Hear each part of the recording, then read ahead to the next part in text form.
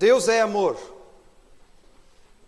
É uma frase que nós ouvimos com frequência, mesmo nos lábios de pessoas que não têm o hábito de ler a Bíblia, não conhecem assuntos religiosos e que, ao dizer isto, não sabem que estão a citar literalmente uma afirmação do apóstolo João.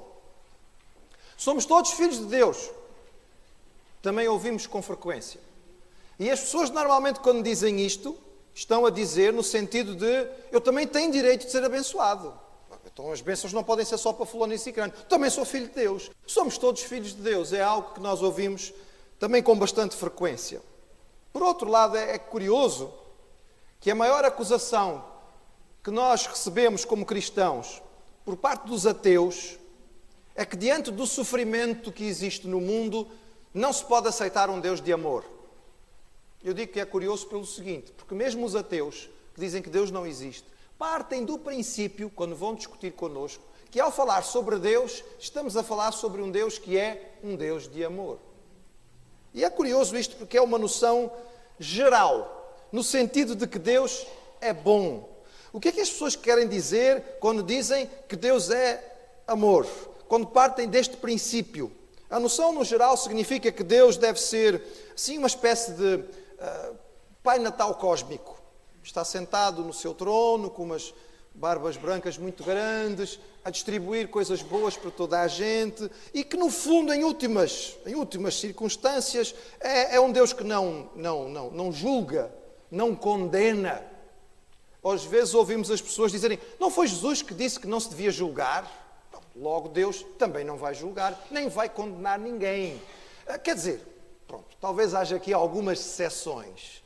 O Hitler, o Stalin, enfim, alguns assassinos em série, esses talvez sejam maus demais. Mas, na regra geral, as pessoas todas, no fundo, vão acabar por ser salvas porque Deus é bom, Deus é amor. Afinal de contas, o versículo mais conhecido da Bíblia, e os irmãos, se calhar, nem sequer precisam abrir a Bíblia para o saber, está lá em João, capítulo 3, versículo 16, e diz, porque Deus amou o mundo de tal maneira que deu o seu Filho unigênito, para que todo aquele que nele crê não pereça, mas tenha a vida eterna. Então alguém pode dizer, nós estamos baseados na Bíblia, a Bíblia que diz que Deus amou, e portanto a noção de que Deus é amor é relativamente fácil na nossa cultura, no nosso mundo. Mas eu queria perguntar aos irmãos, por que é que nós temos tanta facilidade em pensar que Deus é amor? Por que é tão fácil para nós entender ou falar de Deus como sendo um Deus de amor? Bem, talvez a ideia tenha vindo do tempo de Jesus. No tempo de Jesus havia esta ideia, então Jesus simplesmente a usou e ela chegou até nós. Não é bem assim, irmãos. Se nós olharmos para o tempo de Jesus e olharmos para o mundo da sua época, nós vamos perceber que a grande maioria da população, no primeiro século, no tempo em que o Novo Testamento estava a ser escrito, pertencia ao Império Romano e era uma população pagã. As pessoas, no tempo de Cristo, em geral pelo Império Romano, não criam na existência de um Deus, criam na existência de muitos deuses. Tinham uma larga mitologia, havia deuses para todas as coisas. E entre as muitas características que os deuses tinham, os deuses pagãos eram fortes, poderosos, de vez em quando justos, mas normalmente bastante cruéis, com regras arbitrárias, seletivas. Nenhum deus da mitologia pagã era apresentado como Deus do amor. Alguém pode dizer, não, mas havia as deusas do amor. Sim, estamos a falar de amor físico, estamos a falar de amor sexual. As deusas do amor que existiam na mitologia pagã não tinham nada a ver com o amor que nós estamos a falar aqui. O amor altruísmo, o amor bondade, o amor ajudar. Não, era outro tipo de amor. Na visão pagã, os deuses viviam distantes dos humanos, não tinham em regra qualquer interesse por eles e quando entravam em contato com os humanos normalmente era desastroso. É por isso que na religião pagã era preciso fazer tantos sacrifícios, tantas ofertas, oferecer tantos animais e tantas outras coisas para tentar aplacar a ira dos deuses. A população no tempo de Jesus não achava que Deus fosse amor. Não, pastor, vem dos judeus. Os judeus no tempo de Jesus falavam que Deus era amor. Então, por causa disto, Jesus anunciou e nós também temos esta noção. Afinal de contas, o cristianismo veio do judaísmo. Se formos pensar bem, irmãos, e olharmos, chegaremos à conclusão que esta resposta também não está correta. Certamente os judeus criam na existência de apenas um Deus, Criador dos céus e da terra. Deus supremo, Deus tremendo em poder e em majestade, um Deus que devia ser temido e respeitado, era um Deus poderoso, era um Deus santo, era um Deus justo, era um Deus fiel, mas era sobretudo, para os judeus no tempo de Jesus, um Deus legalista, um Deus rigoroso, um Deus zeloso e ciumento que tinha um grande conjunto de regras que as pessoas tinham que obedecer à risca. A ideia de um Deus amoroso, no sentido cristão, um Deus que amava incondicionalmente e de forma sacrificial, não existia entre os judeus no tempo de Jesus. A noção de que o Messias pudesse ser Deus encarnado, que tivesse vindo ao mundo para servir os pobres e morrer pelos pecadores, era uma ideia inconcebível para os judeus no tempo de Jesus. Exatamente porque Jesus se apresentou como tal Messias, é que ele foi morto, entre outras coisas. Entre as muitas expectativas messiânicas, e havia várias diferentes, no tempo de Cristo, nenhuma delas acreditava que Deus, por amor, podia se fazer homem para servir e morrer pelos homens. Não, irmãos, não foi por causa dos judeus, no tempo de Jesus, que nós temos esta ideia. Bem, pastor, nós falamos sobre Deus como amor porque, é assim, é um conceito geral, é senso comum. Mundialmente é assim que nós pensamos. Bem, irmãos, não é bem verdade.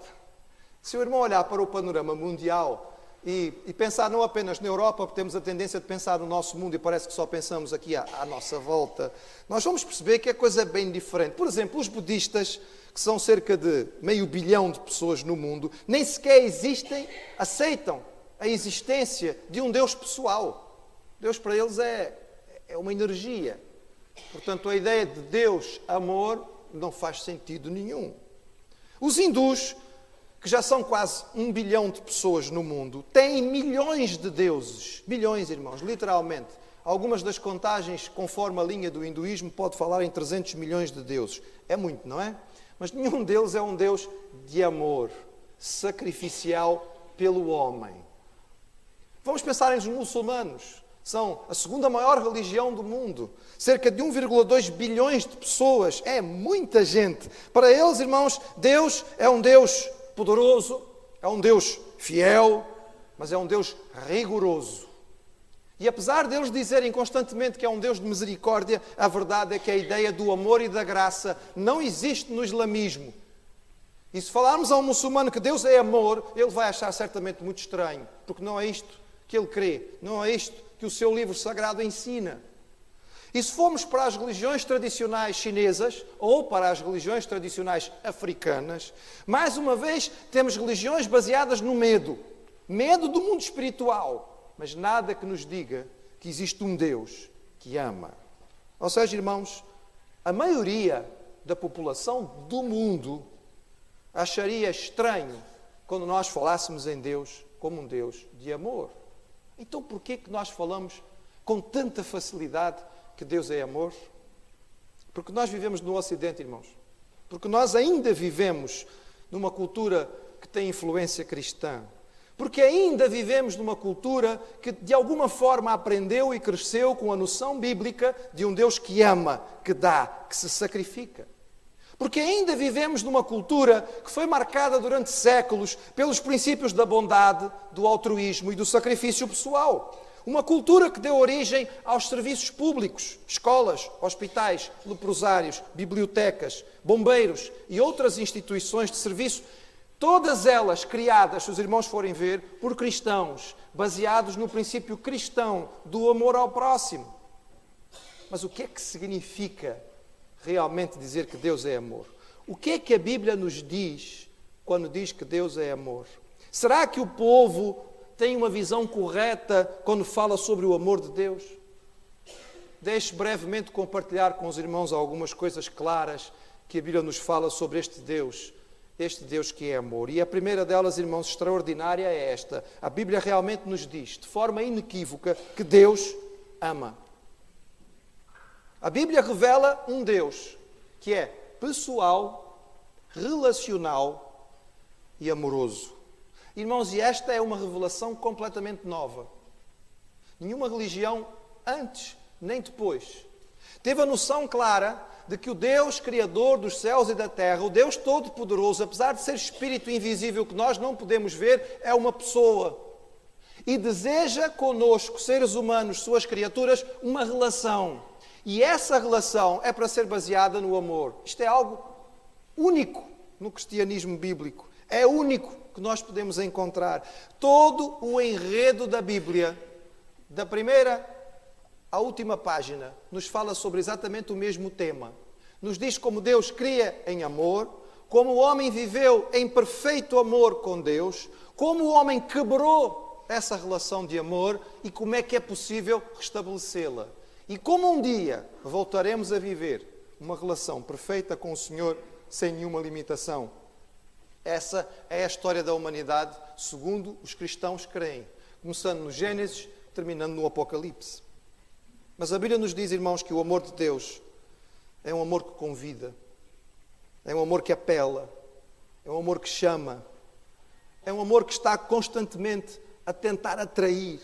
A Bíblia sistematicamente nos fala de Deus como um amante que puxa para si o ser amado. O Senhor é descrito na Bíblia muitas vezes como o noivo que está à procura da noiva, como o pai que está à procura do filho.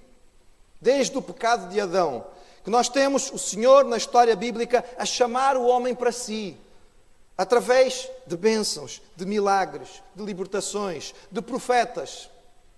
Por último, através do Salvador. E o homem sistematicamente resiste ao chamado de Deus.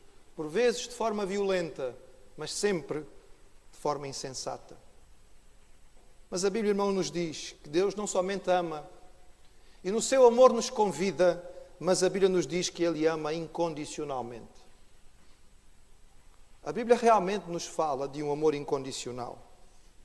A Bíblia diz, Deus prova o seu amor para conosco, em que Cristo morreu por nós, sendo nós ainda pecadores.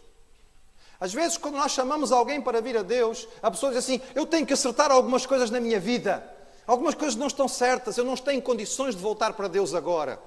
Meu amigo, se você pudesse resolver a sua vida antes de vir a Deus, você não precisava dele.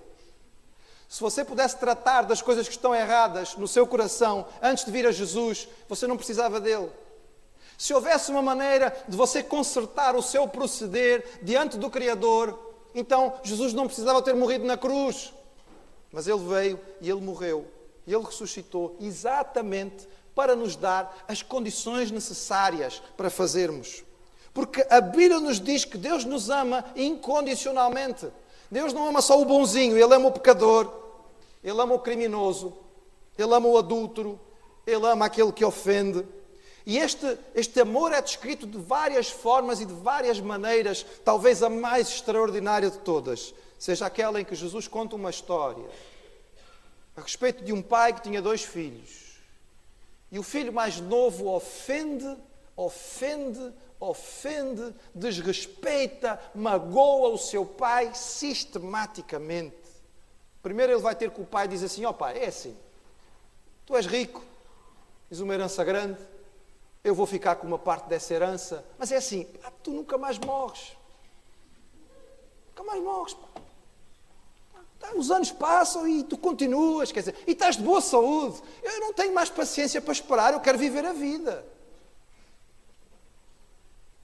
Como é que o irmão se sentiria se o seu filho fizesse isso? Se a sua filha fizesse isso? E Jesus contou nesta história que o pai cedeu e deu a parte da herança ao filho. E aquele filho então pegou na herança as casas, as terras, porque era tudo essencialmente imóveis, e ele vendeu ao desbarato, porque ele queria dinheiro na mão. Desrespeitou a herança que a sua família tinha durante gerações, e pegou naquele dinheiro e foi para longe. E à volta todas as pessoas olhavam para aquele pai e diziam, mas que pai tolo, mas que pai fraco, não soube dar disciplina, não soube se impor, simplesmente aceitou. E este pai continuou a amar incondicionalmente, apesar deste filho fazer errado. E este filho foi para longe e ele gastou todo o dinheiro da sua herança ao desbarato. Gastou em festas, gastou em prostitutas, gastou em bebida, gastou em tudo o que era errado, até ficar sem dinheiro nenhum. E então vai parar à miséria. E por fim está a trabalhar tomando conta de porcos, quando ele cai em si. E ele diz, eu pequei, preciso voltar ao meu pai. E quando ele vem ainda longe, porque aquele pai continuava a amar aquele filho e ele ainda tinha a esperança de que um dia ele se arrependesse. E ele sabia, se aquele filho aparece aqui na aldeia, se ele aparece aqui na vila, ele vai ser morto, vai ser apedrejado. Porque a população tem todo o direito, de acordo com a lei de Moisés, de apedrejar este filho rebelde. Então o pai olhava à estrada à espera de ver o filho e lá vinha ele, sujo, maltrapilho, cheirando mal. E a Bíblia diz, e Jesus contou, que o pai correu publicamente, algo que um idoso nunca faria naquele contexto, e abraçou o seu filho e o beijou e o restabeleceu e fez uma grande festa pelo seu regresso. Amor incondicional. Mas a verdade sobre o amor de Deus na Bíblia não acaba aqui, irmãos. A Bíblia também nos diz que o amor de Deus é seletivo. A Bíblia diz claramente que Deus ama o justo e aborrece o ímpio. Que Deus abençoa o justo e condena o pecador. E alguém vai dizer, pastor, desculpe lá, mas há aqui contradição. O pastor acabou de dizer que o amor é incondicional, então como é que pode ser? Então a Bíblia diz coisas contrárias. Calma, meu irmão, não se precipite, pensa um bocadinho.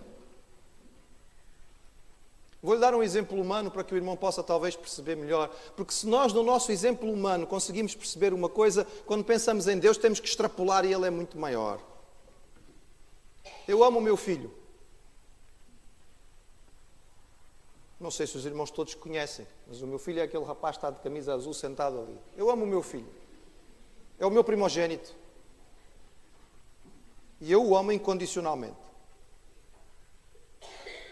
Mas, irmãos, é assim. O meu filho tem-me dado muitos motivos de alegria. É um bom filho. É obediente. Foi um bom aluno. Entrou na universidade cedo. Fez um curso que queria. Completou o seu curso com uma média de excelência. Está a trabalhar para fazer a sua carreira. Eu amo o meu filho. E posso manifestar o meu amor por ele de muitas maneiras. Pela forma como ele reage e respeita aquilo que eu lhe dou como amor. Agora imagine, irmãos, se em vez de ser este filho que eu descrevi aos irmãos, ele fosse um criminoso. Se ele fosse um traficante de drogas.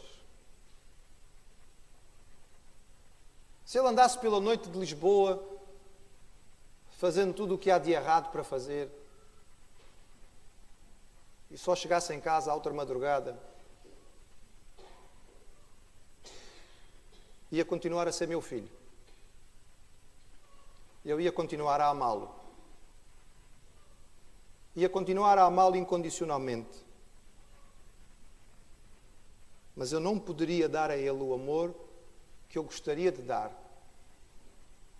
da mesma maneira.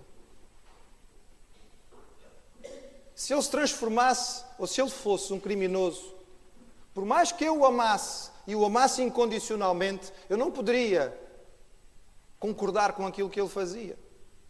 E eventualmente, até por amar, eu teria que indicá-lo às autoridades. É o meu filho, eu amo, mas ele tem que ser preso. É o meu filho, eu amo, mas ele precisa ser condenado. Porque a vida que ele está a viver está errada. Por amá-lo incondicionalmente, eu certamente apelaria e diria a ele, meu filho, tens que te corrigir. Não podes continuar desta maneira. E estaria à espera ansiosamente de que ele mudasse o seu coração. E se ele aceitasse, eu o receberia com muita satisfação. Mas se ele não o fizesse, eventualmente, eu poderia até ser aquele que seria o responsável por entregá-lo às autoridades. Não é falta de amor, irmãos. Mas é exatamente porque o amor verdadeiro é um amor justo, é um amor santo, é um amor correto. A Bíblia nos diz que Deus nos ama incondicionalmente, mas nos diz que o amor que Deus tem por nós não pode chegar a nós de forma plena e completa enquanto nós não abrirmos o nosso coração a Ele. O Senhor será obrigado, na sua justiça e santidade, a condenar aqueles que são pecadores. E alguém pode dizer, mas Jesus disse para não julgar. Bem, leia o texto corretamente. O que Jesus disse foi, não seja preconceituoso. Não passe julgamento antes de você conhecer todos os dados. Tenha cuidado com o tipo de avaliação que faz dos outros. Perceba realmente se você conhece toda a situação antes de passar sentença, porque você não sabe todas as coisas. Jesus não estava a dizer que Deus simplesmente ia deixar que nós vivêssemos como quiséssemos. Não nos enganemos. Deus não pode amar todos como gostaria. Simplesmente não pode. Simplesmente não pode, porque seria errado, seria injusto, seria incorreto. E Ele é um Deus santo e perfeito. Isto diminui o amor de Deus, irmãos? Não. A medida do amor de Deus para nós é Jesus e é a cruz. Se você quer saber o quanto Deus ama, então olhe para o Calvário. Quando nós olhamos para ali, nós vemos algo que nenhum pagão e nenhum judeu poderia jamais conceber.